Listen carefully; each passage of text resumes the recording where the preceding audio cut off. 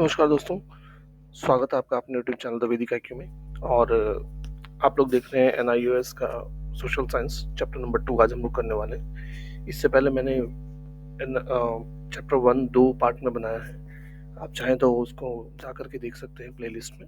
ठीक, आज हम लोग ये वाला जो चैप्टर है मिडेवल वर्ल्ड का, इसको 3 पार्ट में कवर करेंगे। ठीक है, काफ़ी बड़ा चैप्टर है और 3 अलग अलग थीम्स हैं इसकी। ठीक, एक आपका यूरोप के बारे में है, एक आपका अरब इस्लाम के बारे में है ना, कि वहाँ कैसे इस्लाम का उदय होता है, फिर उसका क्या इफेक्ट रहता है ना, क्या क्या पॉलिटिकल ऑर्गेनाइजेशंस होती हैं, और उसके बाद फिर इंडिया में क्या हो रहा था कॉन्टेम्प्रेरी मिडेवल पीरियड में, वो है। ठीक, तो इसको 3 पार्ट में पढ़ेंगे हम लोग। ठीक है ना। सबसे पहले तो क्वेश्चन ये उठता है, मिडेवल वर्ल्ड जो है, हमने एंशियंट वर्ल्ड पर पहले पढ़ा, तो क्या all of a sudden ancient world खत्म हो गया था, एंशियंट सिविलाइजेशंस खत्म हो गई अचानक और कुछ नया शुरू हो गया? ऐसा हुआ था क्या? ऐसा तो कभी भी नहीं होता है ना, कि सोसाइटी में कुछ चल रहा हो और अचानक चीजें रुक जाए, उसके बाद फिर सब कुछ नया हो जाए कल अगले दिन से सुबह सुबह। ऐसा तो नहीं हो सकता ना, चीजों को होने में टाइम लगता है सोसाइटी में है ना। सोसाइटी में कुछ भी चीज जब नई होती है, चेंज होता है, तो धीरे धीरे होता है, ऑल ऑफ अ सडन कुछ भी नहीं होता। ठीक, वही चीज हुई, मिडेवल वर्ल्ड धीरे धीरे आता है, एंशियंट का धीरे धीरे डिक्लाइन होता है, मिडेवल धीरे धीरे अप होता है। एक टाइम होता है जब वो पीक पे पहुंचता है, उसके बाद फिर वो धीरे धीरे डिक्लाइन होता है और मॉडर्न वर्ल्ड हमारे सामने आता है, जहाँ पे इंडस्ट्रियल रेवोल्यूशन वगैरह और कॉलोनाइजेशन, इंडस्ट्रियलाइजेशन वगैरह हम देखते हैं। ठीक है, तो हर पीरियड की अपनी अपनी एक स्पेशलिटी होती है ना। और मॉडर्न वर्ल्ड में भी कुछ ना कुछ स्पेशल हुआ था, बहुत सारी नई डिस्कवरीज हुई थी, तभी जा करके वो मिडेवल वर्ल्ड में बहुत सारी नई डिस्कवरीज हुई थी, तभी जाके वो मॉडर्न वर्ल्ड में बदला है ना। मॉडर्न वर्ल्ड मिडेवल वर्ल्ड से बेटर है, और उससे पहले एंशियंट वर्ल्ड था, है ना। एंशियंट वर्ल्ड में भी बहुत कुछ डिस्कवरीज हुई थी जो बेटर थी प्री हिस्टोरिक पीरियड से, है ना। जब आप जानते हो न्यूलिथिक में था, मेसोलिथिक में था, पत्थरों का यूज करता था। उससे बेटर क्या हुआ, जब वो मेटल यूज करने लग गया है ना, तो ब्रॉन्ज सिविलाइजेशन वगैरह आती है ना, हड़प्पा सिविलाइजेशन वगैरह हम देखते हैं, फिर उनसे ज़्यादा और डेवलपमेंट आती है, आयरन एज कल्चर आता है, तो हमने देखा मुगल पीरियड देखा, सॉरी मौर्य पीरियड देखा, और भी बहुत सारे हमने डायनेस्टीज देखी है ना एंशियंट वर्ल्ड में। तो ऐसे ही धीरे धीरे एंशियंट वर्ल्ड का धीरे धीरे डिक्लाइन होता है और फिर मिडेवल वर्ल्ड का राइज होता है। ठीक है, तो हम देखेंगे क्या क्या कारण है। तो हम यहाँ पे यूरोप के बारे में पढ़ने वाले हैं, जैसा कि अभी हमने डिस्कशन किया। तो सबसे पहले यूरोप के बारे में ही पढ़ते हैं हम। यूरोप में क्या था मिडिवल पीरियड में, कहीं ना कहीं जो यूरोपियंस है वो मिडिवल पीरियड को वो डार्क साइड भी कहते हैं अपने हिस्ट्री का, क्योंकि उनके हिसाब से एंशियंट ग्रीक और रोमन सिविलाइजेशन जब थी, तो उस जमाने में बहुत ज़्यादा हमारा कल्चरल और उनके हिसाब से बहुत कल्चरल एडवांस हुए थे वो, है ना। बहुत नॉलेज का डिस्कवरी हुई थी, और उसके बाद फिर कहीं ना कहीं डार्क फेज आता है। लेकिन मिडेवल पीरियड ही वही पीरियड था जब यूरोप में रेनेसा का पीरियड आता है, और फिर फर्दर आगे चल करके वहाँ इंडस्ट्रियल रेवोल्यूशन होता है ना। तो आप ऐसा भी नहीं कह सकते कि कम्प्लीटली डार्क था, कुछ पार्ट में हो सकता है कि डार्क साइड रहा हो, लेकिन कंप्लीट डार्क रहा हो ऐसा भी नहीं है ना। हुआ क्या था, जब रोमन पीरियड का डिक्लाइन होता है, ठीक है, कब, जब देखो रोमन अम्पायर हम जानते हैं बहुत बड़ा हो गया था, है ना। यूरोप से लेकर के वो सेंट्रल एशिया तक आ चुका था। अब उन्होंने क्या किया, इसको इतने बड़े को आप समझ सकते हो मैनेज करना कितना मुश्किल था। तो उन्होंने इसको क्या किया, दो हिस्सों में बांट दिया, ईस्ट और वेस्ट। ठीक है, ईस्ट की तो कैपिटल कौन बन गई आपकी, रोम ही थी, और नहीं, वेस्ट की कैपिटल तो थी रोम, और ईस्ट की कैपिटल थी बाइजेंटाइन करके एक सिटी। ठीक है, और यहाँ पे उस जमाने में कौन था राजा, कॉन्स्टेंटाइन था, रोमन एम्पायर। ठीक, और इसने इसको नाम चेंज करके 330 एडी में नाम बाइजेंटाइन का क्या रख दिया, कॉन्स्टेंटिनोपल रख दिया। तो इस पूरे एरिया के को क्या बोला जाता था, बाइजेंटाइन बाइजेंटाइन एम्पायर बोला जाता था। ठीक, अब बाइजेंटाइन एम्पायर तो काफी ज्यादा डेवलप होने लग गया धीरे धीरे धीरे धीरे, ठीक है। लेकिन ऑन द अदर हैंड जो वेस्ट वाला था रोमन एम्पायर, उसका डिक्लाइन हो जाता है ऑल ऑफ अ सडन। क्यों? क्योंकि वेस्ट में ना बहुत ज्यादा जो जर्मेनिक ट्राइब्स थी, लाइक गॉथ्स, वेंडल्स, विसिगॉथ्स, फ्रैंक्स, इन ये लोग क्या करने लगते हैं, अटैक करने लग जाते हैं वहाँ उस एरिया में। और जो वेस्टर्न एम्पायर था वो कहीं ना कहीं कोलैप्स कर जाता है। लेकिन ईस्टर्न एम्पायर फिर भी टिका रहता है, और ईस्टर्न एम्पायर उसके बाद भी थाउजेंड्स ऑफ ईयर तक चलता रहता है। और इस एरिया में ग्रीक सिविलाइजेशन ज़्यादा इन्फ्लुएंशियल हो जाती है रोमन सिविलाइजेशन के अलावा। रोमन सिविलाइजेशन से ज़्यादा इस साइड में ग्रीक सिविलाइजेशन का ज़्यादा इन्फ्लुएंस हम देखने को मिलता है, ठीक है। तो बाय 476 एडी कहीं ना कहीं जो आपका वेस्टर्न रोमन एम्पायर था, जो कि यूरोपियन साइड था, वो पूरी तरीके से टूट जाता है, और नए छोटे छोटे सक्सेसर स्टेट्स बन जाते हैं, ठीक। अब ऑब्वियस सी बात है, पॉलिटिकल चेंजेस आएंगे। क्यों? क्योंकि जो नए लोग आएंगे, है ना, उन्होंने अपना सिस्टम चलाने की कोशिश करेंगे। बट उन्होंने ऐसा नहीं किया कि जो पुराना रोमन सिस्टम था उसको पूरा ही उखाड़ फेंका। उन्होंने दोनों का एक मिक्स निकाला, और वो मिक्स का नतीजा क्या निकला? फ्यूडलिज्म निकला, ठीक। और फ्यूडलिज्म क्या था, उसके अंदर क्या था, कैसी एक पॉलिटिकल एक्टिविटी थी, मिलिट्री एक्टिविटी, है ना, हम सब पढ़ेंगे अभी यहाँ पे। अब देखो, फ्यूडलिज्म क्या था। फ्यूडलिज्म को समझने के लिए ना यहाँ पे सबसे बेहतरीन आपके एक फोटो दी हुई है, ठीक। पहले फ्यूडल जो पॉलिटिकल स्ट्रक्चर था उसके बारे में आप जान लो। अब जब जर्मनिक ट्राइब्स बहुत सारे सक्सेसर स्टेट्स हो गए, है ना, अब यहाँ क्या होने लग गया कि सब एक दूसरे से डरे हुए होते थे, कहीं मैं ना हट जाऊं, मैं पावर से ना चला जाऊं, जो उसका एरिया है वो छिन ना जाए, सबको डर था, ठीक है। एक पॉलिटिकल इंस्टेबिलिटी थी पूरी इस इस एरिया में। और हम सिर्फ और सिर्फ यूरोप के बारे में बात करें, ठीक है, जो आपका वेस्टर्न रोमन एम्पायर था, ईस्टर्न रोमन एम्पायर के बारे में बिल्कुल डिस्कस नहीं कर रहे हैं, ठीक। तो यहाँ पे पॉलिटिकल इंस्टेबिलिटी थी। लेकिन फिर एक टाइम आता है जब एक बहुत ही फेमस किंग होता है चार्लमान से, जिसने कहीं ना कहीं सबको यूनाइट किया, और एक तरीके से पॉलिटिकल स्टेबिलिटी सी लाया थोड़ी सी, ठीक है। अब ये जो न्यू पॉलिटिकल ऑर्डर था उसको कहा जाता था फ्यूडलिज्म। ये एक हायरार्कियल ऑर्डर था, ठीक है। हायरार्कियल मतलब क्या? एक के ऊपर एक बना हुआ, ठीक है ना। जैसे आपके भी होता है ना, कहीं भी ऑफिस में पियोन होता है, फिर उसके ऊपर क्लर्क होता है ना। क्लर्क के ऊपर में असिस्टेंट मैनेजर होगा, असिस्टेंट मैनेजर के ऊपर होगा मैनेजर, फिर होगा जीएम, है ना। ऐसा करके होते हैं ना किसी कंपनी में। उसी तरीके से उसको हायरार्की बोला जाता है, जैसे कंपनी में वो है तो वो हायरार्की। ऐसी हायरार्कियल स्ट्रक्चर था वहाँ भी। तो सबसे ऊपर कौन होता था? किंग। किंग के नीचे कौन होते थे? लॉर्ड्स होते थे, जिनका जिनका जिनको क्या बोला जाता था? Dukes and earls. अब ड्यूक्स एंड अर्ल्स के नीचे भी लॉर्ड्स होते थे, उनको लेसर लॉर्ड बोला जाता था। वो कौन थे? बैरन्स। और बैरन्स के नीचे भी होते थे कौन? नाइट्स। तो नाइट्स कौन थे? सबसे लोएस्ट कैटेगरी के लॉर्ड्स थे, ठीक है। आप देखो तो हिस्ट्री में पढ़ा होगा आपने, इंडिया में भी कईयों को नाइट्स की उपाधि दी गई थी, है ना। इवन महात्मा गांधी जी को भी नाइट की उपाधि दी गई थी, है ना। तो इस तरीके से बटा हुआ था ये, है ना।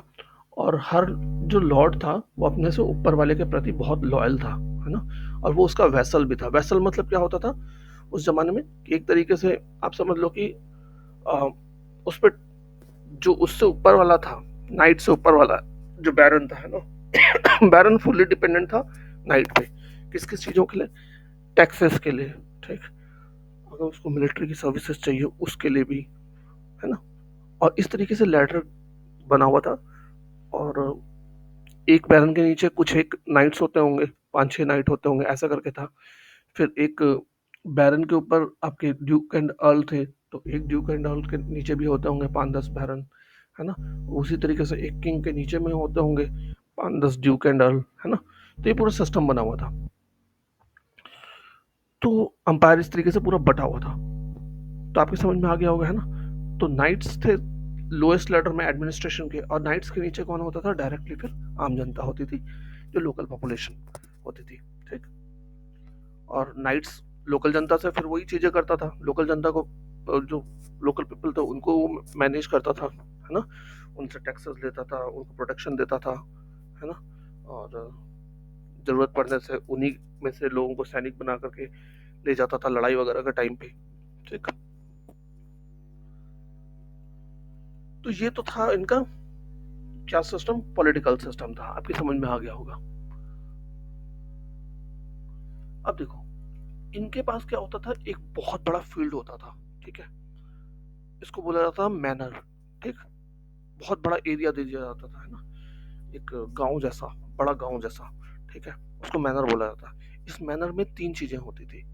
एक तो होती थी जो लॉर्ड है उसके यूज के लिए लैंड। ठीक, दूसरा होती थी पैस्चर लैंड, जहाँ पे गाय वाय को चराया जाता, चारावाह।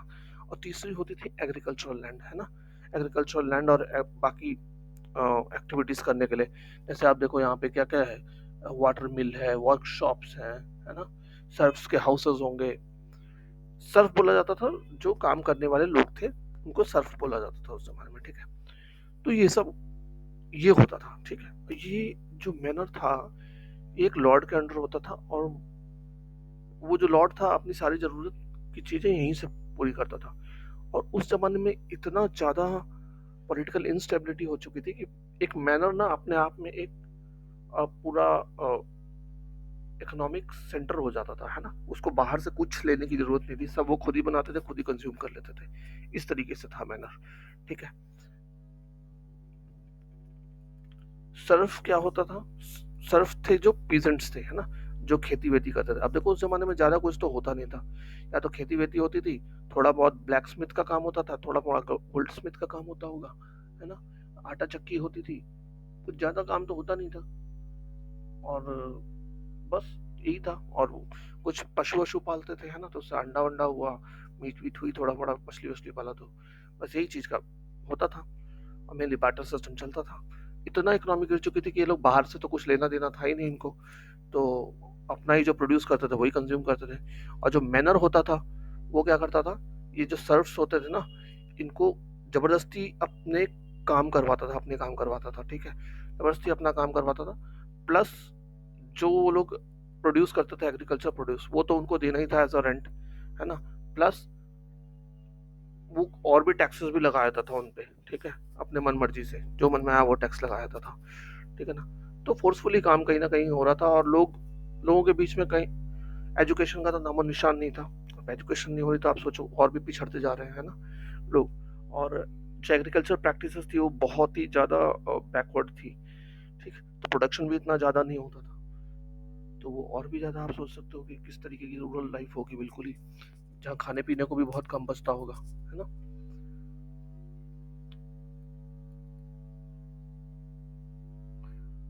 चेंजेस आएंगे।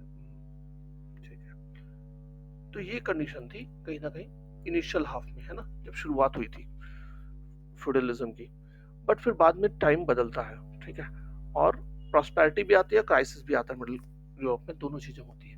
प्रॉस्पेरिटी कैसी आती है हम देखते हैं। इनिशियल तो हम देखते हैं कि कहीं ना कहीं ये मैनर्स जो थे अपने आप में सेल्फ सेटिस्फाइड एक जगह थी, है ना, एंटिटी थी। तो जब ये लोग सेल्फ सेटिस्फाइड होने लगे तो जो बड़े बड़े सिटीज थी, जो किस जमाने में, जब रोमन एम्पायर एक हाइट पे था, तो वो सिटीज का ना कोरोजन होना शुरू हो जाता है। कोरोजन मतलब वो गिरने लग जाती है ना, कोरोड होने लग जाती है और बर्बाद हो जाती हैं बड़ी बड़ी सिटीज। ठीक है, लोग गांव की तरफ जाने लग जाते हैं, काम धंधा नहीं रह जाता है। जो कब किसी जमाने में मनी को यूज होता था कुछ चीजों को खरीदने के लिए, अब वहाँ बार्टर सिस्टम यूज करने लग गए, है ना। इकोनॉमी फुल्ली एग्रीकल्चर पर डिपेंडेंट थी, और सिर्फ लोकली ट्रेड होता था। ठीक है, कोई बड़ा ट्रेड नहीं होता था, सेल्फ सफिशिएंट स्टेट्स होते थे ये लोग। ठीक है, टेक्नोलॉजी बहुत बैकवर्ड थी। तो ये सब होता रहा टिल 10th सेंचुरी एडी तक। ठीक है, यूरोप में। फिर 10th सेंचुरी के बाद क्या हुआ, फ्यूडल सिस्टम में थोड़ा सा सिग्निफिकेंट चेंजेस आता है। कैसे, अब ये लोग क्या होने लगे धीरे धीरे ना, जब लोकल लोग अपने ही यहाँ पे थे, तो इन लोगों ने क्या किया, धीरे धीरे एग्रीकल्चर में कुछ ना कुछ प्रोडक्टिविटी बढ़ाई इन्होंने। ठीक, नए नए टेक्निक्स करके, एग्रीकल्चर टेक्निक्स करके एग्रीकल्चर प्रोडक्टिविटी बढ़ाई। कैसे, एक नए टाइप का प्लो लाए ये। ठीक है, जो हैवियर होता था, व्हील्स से चलता था। ठीक है, और उसको ऑक्स से ड्राइव करवाते थे। गाँव में देखते हो ना 2 बैल के बीच में हल चला रहे हैं, है ना? तो ये टेक्निक इन लोगों ने तब शुरू की, ठीक? हमारे यहाँ पता नहीं कब से चल रही थी। दिस इससे क्या हुआ, वहाँ की जो नॉर्दर्न यूरोप की जो सॉइल थी ना, वो थोड़ी हैवी और स्टिकी थी। तो पहले हाथों से करते होंगे ये, तो बड़ा मुश्किल होता था। अब लेकिन जो नया प्लो आया था वो बेटर था, उससे ना मोर इफेक्टिव था। एग्रीकल्चर में एक और सिस्टम इंट्रोड्यूस किया गया जिसका नाम था 3 फील्ड सिस्टम, ठीक है? इसमें क्या करते थे, 1/3 जो लेफ्ट लैंड होती थी उसको ये फैलो कर देते थे। फैलो मतलब परती, उसमें कुछ भी नहीं उगाते थे कुछ टाइम के लिए, ठीक है? क्या होता है ना, जब आप एग्रीकल्चर बार बार करते रहते हो खेत पे, तो उसकी ना फर्टिलिटी कम हो जाती है। फर्टिलिटी कम होने का मतलब क्या है, उपजाऊ कम हो जाता है ना। फर्टिल देखते हो, फर्टिलाइजर डालना होता है, हमें क्यों डालते हैं फर्टिलाइजर? क्योंकि फर्टिलिटी कम हो जाती है उसकी, ठीक है? प्लांट्स वगैरह को न्यूट्रिएंट्स वगैरह नहीं मिलते, तो ठीक से ग्रो नहीं कर पाता, है ना? तो इसको फर्टाइल का होना कहते हैं। तो फर्टिलिटी गिर जाती है। तो इसके लिए क्या किया जाता है, जो अगर आप गाँव से हो तो आप जानते हो कि कुछ टाइम के लिए उस जमीन को परती कर दिया जाता है, मतलब छोड़ दिया जाता है, कुछ नहीं उगाया जाता उस पर, ताकि वो अपना रिकवर कर सके एक बार फिर से, ठीक है? जब उसको छोड़ देते हो आप, है ना, उस पे गाय वाय गोबर करती है, प्लस बारिश वारिश का पानी आता है ना, तो धीरे धीरे वो लैंड रिकवर कर जाती है। तो वही किया जाता था, वही किया जाने लग गया यूरोप में। 1/3 लैंड को फैलो छोड़ दिया गया, 1/3 में वो ऑटम क्रॉप करते थे और 1/3 में स्प्रिंग का करते थे, ठीक है? तो आप देख रहे हो, मतलब किसी भी टाइम में फील्ड में 2/3 फील्ड में काम नहीं होता था, है ना? तो ये चीज थी। तो इसका बहुत ही बेहतरीन रिजल्ट निकल के आया और एग्रीकल्चर यील्ड कई गुना ज्यादा बढ़ गई, ठीक? अब जब एग्रीकल्चर यील्ड बढ़ेगी, तो एग्रीकल्चर का जो एक्सपेंशन था वो हम देखते हैं 10th to 12th सेंचुरी के बीच में, ठीक है? जब एग्रीकल्चर ग्रोथ होगा तो फिर क्या होगा आपका, ट्रेड रिवाइव करेगा, है ना? धीरे धीरे फिर से टाउन की लाइफ चालू कर देगी, है ना? ट्रेड पहले स्मॉल लोकल ट्रेड होता है, फिर धीरे धीरे वो बड़े लेवल पे होने लग जाता है, ठीक? और रूट्स बनने लग जाती हैं आने जाने के लिए एक जगह से, रिवर्स सी रूट सबका यूज होने लग गया धीरे धीरे, है ना? और पूरा नया सिस्टम फिर से शुरू हो जाता है, ठीक है? पहले बार्टर सिस्टम था, अब फिर से पेमेंट सिस्टम लौट पड़ता है, ठीक है? इकोनॉमी बूम पे होने लग जाती है धीरे धीरे, ठीक? तो जब इकोनॉमी बढ़ती है तो लोगों का स्टैंडर्ड ऑफ लिविंग अच्छा होने लग जाता है। स्टैंडर्ड ऑफ लिविंग अच्छा हुआ तो वो नई नई चीजें मांगेंगे, है ना? सिर्फ खाने के लिए नहीं चाहिए उनको, और भी बहुत सारी चीजें चाहिए। तो स्पेशलाइजेशन होने लग गया ट्रेड का, है ना? कोई जैसे मूर्तियां बनाने लग गया अच्छी अच्छी, कोई कपड़ा अच्छा बनाने लग गया। उस जमाने के हिसाब से सोचो, आज तो बहुत कुछ मिलता है आपको। और क्या हो सकता था, मूर्तियां, ब्रॉन्ज की मूर्तियां वगैरह, है ना? कपड़े हो गए, या सजावट की चीज कुछ और घर भर की, है ना? तो ये सब चीजें का स्पेशलाइजेशन होने लग गया। तो जब स्पेशलाइजेशन होने लगा, तो जैसे आज की डेट में ट्रेड यूनियन होता है ना, वैसे ही उस जमाने में गिल्ड्स होते थे, ठीक है? आप गिल्ड्स को ट्रेड यूनियन की तरह समझो, सबका एक स्पेशलाइजेशन। लेकिन गिल्ड ट्रेड यूनियन में तो सारे होते हैं, मैकेनिक का भी है, उसका भी है, सबका एक है। लेकिन उसमें क्या होता था, गिल्ड्स जो होते थे वो एक ट्रेड के स्पेशलाइजेशन होते थे। फॉर एग्जाम्पल पॉटर्स के, तो पॉटर्स का एक गिल्ड होगा, ब्लैक स्मिथ का एक गिल्ड होगा, है ना? सारे ब्लैक स्मिथ एक ही जगह एक गिल्ड में होंगे, है ना? तो ऐसा गिल्ड सिस्टम था उस जमाने में। और ये गिल्ड सिस्टम फिर उसको ट्रेड को मॉनिटर करता था कि क्या रेट रहेगा, क्या रेट नहीं रहेगा, है ना? लोगों के साथ जाती नहीं हो, उनके लोगों के साथ, उनके लोगों को फेयर अमाउंट मिले, तो ये वो डिसाइड करते थे, ठीक है? और इवन उनकी हेल्प भी करते थे, उनका सामान ले जाते थे, बाहर जाके बेच के आते थे गिल्ड वाले, ठीक है? तो इस तरीके से एक बार फिर से रिवाइवल होने लग जाता है। आप देखोगे 12th सेंचुरी के एंड आते आते एक इकोनॉमी में ग्रोथ होने लग जाती है, ठीक है ना? और फ्यूडलिज्म कहीं ना कहीं जो पहले था, अब वो कहीं ना कहीं मरना चालू हो जाता है, ठीक? क्यों? क्योंकि पॉपुलेशन तो अब बढ़ ही रही थी, क्योंकि अच्छी प्रॉस्पेरिटी हो गई थी। और जो मैनर्स वगैरह थे अब वो भी, उनको बिजनेस और ट्रेड में अच्छा कमाई होने लग गई, तो वो भी नहीं सोचते थे यार यार कौन गाँव में रहे, वो भी अच्छी जिंदगी जीना चाहते थे, है ना? लॉर्ड्स वॉर्ड्स भी। तो वो भी अब कहीं ना कहीं उनका मन उब गया था मैनर वैनर की जिंदगी से, तो वो चीजें भी कहीं ना कहीं डिक्लाइन होना चालू हो जाती है।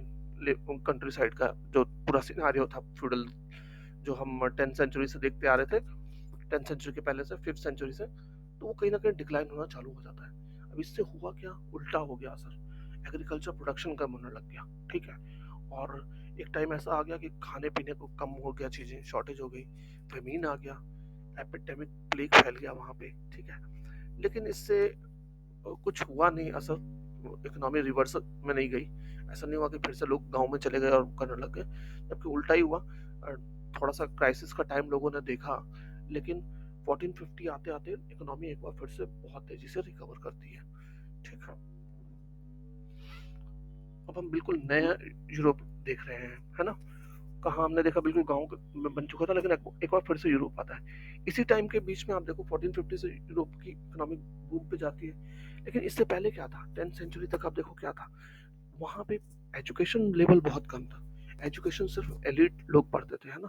प्रिस्टली क्लास पढ़ता था, और वो भी क्या पढ़ता था, सिर्फ और सिर्फ लैटिन लैंग्वेज का यूज करते थे वो पढ़ाई में, ठीक है। फॉर्मल एजुकेशन तो थी नहीं किसी को भी, है ना। और जो ये प्रिस्टली क्लास थे या जो एलिट लोग थे, ये लोग भी, इनकी नॉलेज जो एजुकेशन की थी वो बहुत ही नैरो थी, बहुत ही नैरो टाइप की थी। बस चीज़ों को रट लेते थे, कोई रीजनिंग नहीं, कोई क्वेश्चनिंग नहीं, ठीक है। फुल्ली ब्लाइंड फेथ, जो क्रिश्चियनिटी बोला गया बस वही, उस पर कोई क्वेश्चन नहीं खड़ा करना, ठीक है। तो साइंस का डेवलपमेंट वगैरह कुछ हो नहीं रहा था। तो इंटेलेक्चुअल क्रिएटिविटी जो थी ना इस जमाने में उतनी ज्यादा थी नहीं, बहुत ही रेयर थी। कोई करता भी था, क्वेश्चन भी खड़ा करता था, तो उसको चर्च वर्च दबा देते थे, है ना। मरवा देते थे कोई को, तो किसी की हिम्मत नहीं होती थी चर्च के किसी या क्रिश्चियनिटी के बिलीफ्स को कोई क्वेश्चन कर दे, ठीक है, क्योंकि चर्च उस जमाने में बड़े ताकतवर होते थे। लेकिन बाद में फिर थोड़ा सा हम रिवाइवल देखते हैं इसमें, ठीक है, एजुकेशन में। अब धीरे धीरे कहीं ना कहीं फॉर्मल एजुकेशन दी जाने लग गई, ठीक। और यूनिवर्सिटी स्टार्टअप होने लग गई। तो इससे अचानक सोसाइटी में बहुत सारा चेंजेस देखने को हमें मिलता है। लोग क्वेश्चन करने लग गए चीज़ों को लेकर के, है ना। आर्टिस्टिक प्रोडक्शन चालू होने लग गया, है ना। और पहले तो आर्टिस्टिक प्रोडक्शन भी नहीं था, और लिटरेचर भी नहीं था, कुछ भी नहीं था। लेकिन थैंक्स टू कुछ एक जो पुराने जमाने के जो प्रिस्टली लोग थे और जो मोनेस्ट्री वगैरह में रहते थे, उन लोगों ने क्या किया था, जो पुराना रोमन लिटरेचर था उसको लिख के रखा हुआ था, ठीक है। उसको मरने नहीं दिया था, कहीं पे बचा के रखा हुआ था। अब देखो उस जमाने में किताबें तो नहीं छपती थी ना, लिखना पड़ता था हाथ से। किताब, एक किताब बहुत महंगी होती थी, हर किताब की वैल्यू बहुत ज्यादा होती थी, क्योंकि एक पूरी की पूरी किताब को हाथ से लिखा जाता था। कॉपी करनी है तो पूरी लिखो उसको बैठ करके, ठीक है। बहुत कीमती होती थी किताबें उस जमाने में, और रेयरेस्ट ऑफ द रेयर, मतलब सबसे ज्यादा कीमती चीजों में से एक होती थी किताबें, ठीक। तो इस तरीके से थोड़ा सा बचा, और उसी ने फिर बाद में रिवाइवल कराया। जो आप जानते हो रेनेसा का पीरियड आता है, और रेनेसा के पीरियड में लोगों ने क्वेश्चन करना शुरू किया, और कितना ज्यादा लोगों फिर आगे चल करके वो डेवलपमेंट होती है ना। हम बड़े बड़े साइंटिस्ट देखते हैं रेनेसा पीरियड के बाद में, जैसे न्यूटन हुआ, है ना, और गैलीलियो वगैरह हुए, बहुत बड़े बड़े साइंटिस्ट आए बाद में, मैथमेटिशियंस आए, फिजिशियंस आए, बहुत कुछ हुआ, है ना। इसी पीरियड के बाद में 12th सेंचुरी के बाद 13th सेंचुरी में, 13th 14th सेंचुरी में तो हम देखते हैं जबरदस्त तरीके से आपकी रेनेसा आ जाता है, ठीक। और साथ ही साथ में बाइजेंटाइन जो एम्पायर था उस पर भी कॉन्टेम्परेरी जो इस्लामिक वर्ल्ड था ना, उसका बहुत असर आता है, ठीक है। अभी हम अगले टॉपिक में वही पढ़ेंगे नेक्स्ट वीडियो में, इस्लामिक वर्ल्ड के बारे में। क्योंकि इस्लामिक वर्ल्ड भी 7th सेंचुरी के आसपास में आ चुका था, डेवलप कर चुका था, ठीक है, रोल में आ चुका था। और उसका बहुत इफेक्ट आता है पूरे वर्ल्ड पे, कल्चरली भी, रिलीजियसली भी, और एकेडमिकली भी, ठीक है। तो हम इस चीज़ को देखेंगे अगले टॉपिक में। तो होप आपको ये पूरा जो यूरोप का सिनेरियो था क्लियर हो गया हो, कहीं कोई डाउट नहीं होगा। कोई डाउट हो, कोई दिक्कत नहीं, आप मेरे को कमेंट करो, मैं पूरी कोशिश करूँगा आपके जो डाउट्स होंगे उनको क्लियर करने की। और वीडियो पे पहली बार आए हो तो प्लीज़ यार लाइक और सब्सक्राइब कर लो, और वीडियो पसंद आए तो अपने फ्रेंड से भी शेयर करो, है ना। वीडियो को 1 से 2 बार सुन लिया करो आराम से, ठीक। और उसके बाद अगर टाइम है तुम्हारे पास तो एक बार किताब भी पढ़ लो, बिल्कुल दिमाग में छप जाएगा। और टाइम नहीं है तो जितना मैंने बता दिया वो मोर देन इनफ है, ठीक है। तो थैंक्स फॉर वॉचिंग, जय हिंद।